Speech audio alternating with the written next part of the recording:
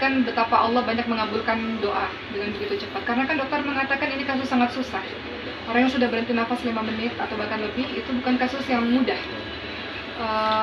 Bahkan dokter mengatakan kamu banyak berdoa karena peralatan terbaik sudah digunakan.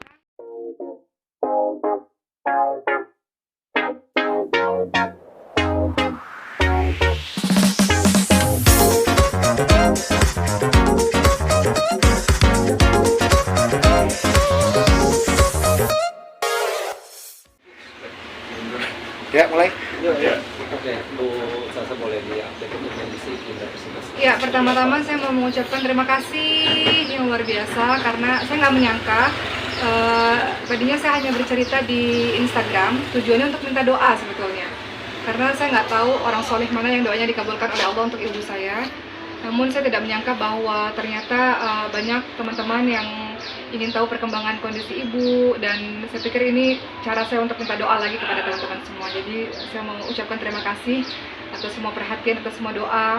Kadang-kadang saya ketemu orang kemudian mengatakan, ibu gimana kabarnya? Jadi kadang-kadang saya suka terharu juga dengan itu. Termasuk makasih ya untuk teman-teman semua yang berkali-kali nanya kabar ibu. Alhamdulillah setelah 11 hari di ICU di Kota Mekah dan kami bisa pulang ke Indonesia dengan baik, alhamdulillah. Ibu saya sekarang masih di ICU. Setelah ini saya akan datang lagi ke rumah sakit karena dokter mau ketemu sama saya. Sudah 5 hari di ICU di Jakarta, tapi ibu dalam keadaan membaik. Tidak seperti ketika di Kota Mekah. Di Kota Mekah itu masih pakai ventilator dan alat-alat yang sangat banyak yang saya nggak tahu itu alat apa.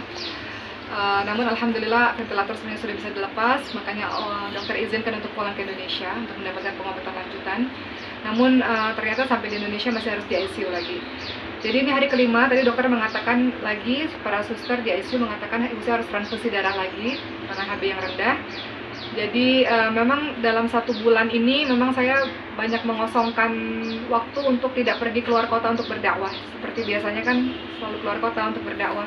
Karena memang masih fokus dulu dengan ibu, jadi nggak terlalu banyak bekerja atau berdakwah, nggak terlalu banyak keluar rumah terlalu sering karena di jam-jam tertentu setiap harinya saya harus ke rumah sakit bersama dengan adik-adik. Jadi di ICU tidak bisa dijenguk oleh semua orang, makanya saya juga minta maaf karena banyak sekali. Tadi ada juga teman-teman wartawan yang secara personal ya, bukan dengan kamera mau jenguk ibu gitu, karena kenal secara personal dengan keluarga kami.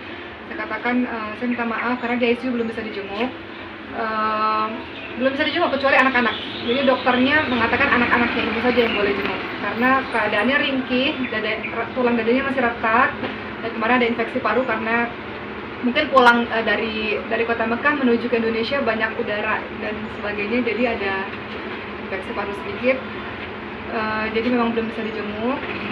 Mudah-mudahan nanti ketika ibu sudah pindah ke ruang rawat inap dan sudah pulang ke rumah saya, sudah lebih stabil, baru bisa dijenguk oleh banyak orang. Sekarang paling yang saya siapkan di rumah persiapan untuk kamarnya ibu, karena tadinya ibu kan tinggal di rumah saya. Setelah itu ibu tinggal di rumahnya Ricis. Setelah itu kemudian memilih untuk tinggal di rumah Ricis yang lama di Kebagusan ya. Tapi semenjak ibu sakit ini, saya katakan ibu nggak boleh di mana-mana, harus di rumah saya. Dikarenakan rumah saya itu dekat sekali dengan rumah sakit. Karena pengalaman gagal jantung kemarin, kalau kita terlambat sekian menit, orang yang sudah berhenti nafas, ibu berhenti nafas 5 menit. Kenapa 5 menit? Karena rumah sakitnya ada di bawah hotel kami. Jadi cuma butuh waktu 5 menit ke rumah sakit itu. Saya nggak terbayang kalau rumah sakitnya jauh.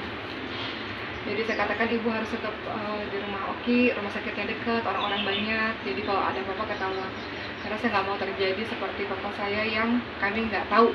Papa saya kayaknya serangan jantung juga. 8 jam kemudian kami baru tahu pada saat sudah membiru, sudah kaku, sudah dingin.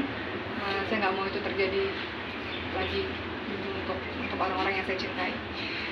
Jadi begitu, sampai hari ini masih terus bolak-balik ke rumah sakit, teman-teman semua. Sekali lagi saya ucapkan terima kasih untuk seluruh perhatian dan seluruh doanya. Tapi ibu saya sudah bisa diajak komunikasi, sudah sehat dalam artian bisa diajak komunikasi walaupun masih berbaring, tapi kami sudah bisa bercengkrama banyak dengan ibu. Jadi ibu membaik dikarenakan doa dari teman-teman semua. Jadi saya ingin ucapkan terima kasih untuk semuanya lah, ibu seperti itu karena lewat doa dari teman-teman semua. Biasanya kalau di rumah sakit minta pulang kalau orang tua tuh. Iya. Jadi waktu di ICU di Kota Mekah, Itu namanya delirium ICU. Jadi saya jadi banyak tahu tentang dunia per ICU-an, di dunia rumah sakit ya. Ibu saya itu kan diikat ya, teman-teman, waktu di ICU. Karena biasanya kalau lagi sadar berontak lagi gitu. Ketika berada di kota Mekah, ibu saya memang mengalami delirium ICU. Jadi ICU itu kan bukan sesuatu tempat yang nyaman ya, dengan alat-alat yang banyak, sendiri di ruangan, sesuatu yang menakutkan sebetulnya. Jadi saya ingat ibu saya itu waktu di ICU di kota Mekah, setelah koma, beliau bisa membuka matanya. Di hari ke-8-an ya, kalau saya nggak salah, beliau berontak dan beliau nangis sepanjang malam, kata suster, karena saya nggak ada di situ. Jadi ketika saya datang di subuh hari, biasanya saya jam 2 pagi atau jam 6 pagi di Ka'bah, setelah itu saya jenguk ibu saya langsung berontak dan mau pulang gitu. Sampai akhirnya dokter harus kasih sedasi supaya tenang lagi, supaya tidur lagi gitu. Jadi saya katakan pada dokter, kenapa ini terjadi? Kata dokter, ini biasa, di ICU itu orang-orang mengalami delirium, rasa panik, rasa takut, rasa nggak nyaman, rasa mau cepat-cepat pulang, karena ini tempat yang menakutkan buat dia. Tapi memang itu hal yang terjadi kepada orang-orang di ICU. Jadi kalau masih berontak-berontak, karena diikat kan, berontak-berontak itu kan, setelah itu biasanya dokter akan mengasih lagi supaya lebih tenang lagi gitu. Tapi sekarang ibu kondisinya alhamdulillah sehat, sehingga di ICU sekarang ini alhamdulillah dalam kondisi yang relatif lebih stabil lah. Jadi beliau lebih nyaman di rumah sakit. Mungkin juga karena di Indonesia mungkin ya. Kalau di kota Mekah kan mungkin nggak ngerti bahasanya, semuanya pakai bahasa Arab mungkin. Jadi ibu ngerasa asing gitu. Tapi di Indonesia suster-susternya juga lucu, baik, ngajakin ngobrol terus, ngajakin cerita terus. Jadi ibu dalam kondisi yang nyaman berada di rumah sakit. Gitu ya, udah ya. Selama ibu udah dirawat di ICU, kira-kira pribadi sendiri Bu Ustazah, apa yang bisa saya lakukan? Ibu saya? Ya. Apa yang saya lakukan? Tentu saja ya Allah, saya banyak menyaksikan betapa Allah banyak mengabulkan doa dengan begitu cepat. Karena kan dokter mengatakan ini kasus sangat susah. Orang yang sudah berhenti nafas 5 menit atau bahkan lebih, itu bukan kasus yang mudah. Bahkan dokter mengatakan kamu banyak berdoa, karena peralatan terbaik sudah digunakan, pengobatan terbaik sudah diberikan. Jika saya tanya sama adik saya yang nomor 2 dokter kan, dokter Cindy, apa artinya kalimat ini? Katanya dokternya udah ya pasrah gitu, udah memberikan yang terbaik, tinggal kita berdoa saja gitu. Kami juga sudah mempersiapkan semuanya kalau terjadi sesuatu yang buruk. Namun Allah cepat sekali mengubah keadaan seseorang kalau Allah sudah berkehendak dengan doa gitu. Jadi saya pikir jangan pernah kita berhenti dalam berdoa, jangan pernah berputus asa, jangan pernah kehilangan semangat. Selalu ada cahaya, selalu ada jalan keluar, selalu ada kabar gembira. Yang penting sabar dalam menjalani hari-hari. Sebenarnya sabar itu bukan hanya untuk orang yang sakit, tapi sabar untuk orang-orang yang menjaga orang-orang yang sakit itu juga perlu kesabaran juga gitu. Karena kita memberikan semangat kepada mereka. Jadi dokter mengatakan orang yang sakit itu yang paling penting adalah semangatnya untuk tetap terus hidup, semangat untuk tetap terus bertahan. Jadi berikanlah semangat itu kepada orang-orang yang sakit. Jadi sekarang yang saya lakukan, sekarang di rumah saya mempersiapkan kamar untuk ibu, karena ibu nggak bisa di lantai 2 ya, harus di lantai dasar, nggak bisa naik tangga dan sebagainya. Kemudian mempersiapkan kontrol-kontrol pengobatan selanjutnya, harus kalau pengobatan itu harus ditemani oleh anak-anak. Kemudian obat-obatan, kadang-kadang ibu saya suka buang obatnya, suka nggak diminum obatnya, itu harus lebih ketat dalam urusan obat. Saya kemarin waktu di ICU Kota Mekah, saya minta kepada Allah kasih saya kesempatan untuk kembali bisa bakti sama ibu saya, ya Allah gitu. Dan Allah sampai hari ini Allah jabah, jadi mudah-mudahan Allah bantu saya dan adik-adik untuk bisa lebih berbakti lagi kepada ibu kami, insya Allah. Usia berapa? Ibu saya masih muda sebetulnya. Ibu saya masih usia hampir 60 tahun ya.